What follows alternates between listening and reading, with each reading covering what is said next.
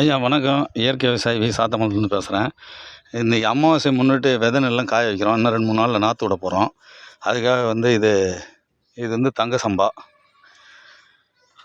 இது 1 மணி நேரம் இருந்தால் போதும். இந்த நெல் இது வந்து கருப்பு கவுனி. எல்லாமே அது அமாவாசையில் காய வச்சா நல்லது.